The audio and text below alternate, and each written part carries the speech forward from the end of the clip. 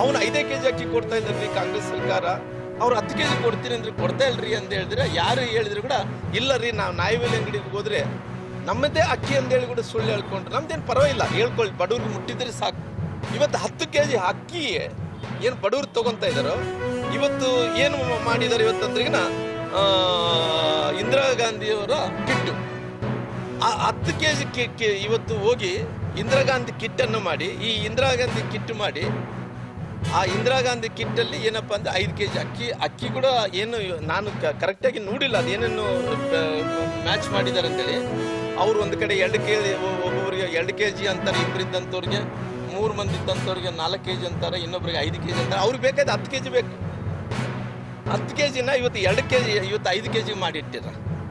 ಈ 5 ಕೆಜಿಗೆ ಮಾಡಿಟ್ಟಂಥವ್ರು ಅವ್ರ ಹೆಸರು ನೋಡಿ ಎಂಥದ್ದಿಟ್ಟಾರೆ ಪಾಪ, ಇಂದಿರಾ ಗಾಂಧಿಯವ್ರ ಕಿಟ್ ಅಂತ. ಅಲ್ರಿ, ಇಂದಿರಾ ಗಾಂಧಿಯವ್ರ ಕಿಟ್ ಯೋಜನೆ ನೀಡೋದಕ್ಕಿಂತ ಬ್ರಿಟಿಷರ ವಿರುದ್ಧ ಹೋರಾಡಿದಂಥ ಕಿತ್ತೂರು ಚೆನ್ನಮ್ಮರ ಹೆಸರು ಇಡ್ಬೋದಾಯ್ತಲ್ಲ. ಎಷ್ಟು ಮಂದಿ ಬ್ರಿಟಿಷರ ವಿರುದ್ಧ ಹೋರಾಡಿದಂಥ ಒಣಕೆ ಒಬ್ಬೊಬ್ಬರ ಹೆಸರು ಇಡ್ಬೋದಾಯ್ತಲ್ಲ. ಅಂದರೆ ಅವ್ರು ಯಾವ ರೀತಿ ನೆನಪು ಬರಲ್ಲ. ಅಂದರೆ ಅವರೆಲ್ಲರೂ ಕೂಡ ಏನಪ್ಪ ಅಂದ್ರಿಗಿನ ಎಲ್ಲಿ ಹೋದ್ರೂ ಕೂಡ ಇಂದಿರಾ ಗಾಂಧಿ ಹೆಸರು ಇಡಬೇಕು, ರಾಜೀವ್ ಗಾಂಧಿ ಹೆಸರು ಇಡಬೇಕು, ಪ್ರಿಯಾಂಕಾ ಗಾಂಧಿ ಹೆಸರು ಇಡಬೇಕು, ಇನ್ನೊಂದು ಎಲ್ಲ ಗಾಂಧಿ ಕುಟುಂಬಗಳ ಮೇಲೆ ಹೆಸರು ಇಡಬೇಕು, ಬೇರೆ ಹೆಸರುಗಳು ಏನಿರಬಾರ್ದು.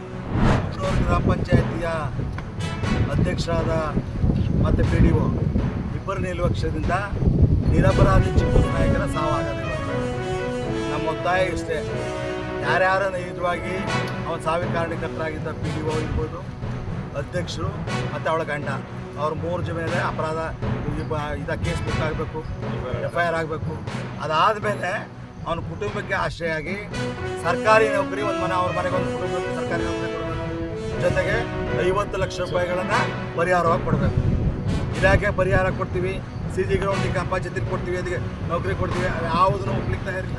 ಸರ್ಕಾರಿ ನೌಕರಿನೇ ಬೇಕು, 50 ಲಕ್ಷ ರೂಪಾಯಿ ಪರಿಹಾರ ಕೊಡಬೇಕು. ಅವನು ಯಾರೋ ಅಧ್ಯಕ್ಷ, ಅವನೇ ಅಧ್ಯಕ್ಷರವಳೆ, ಅವಳ ಮೇಲೆ FIR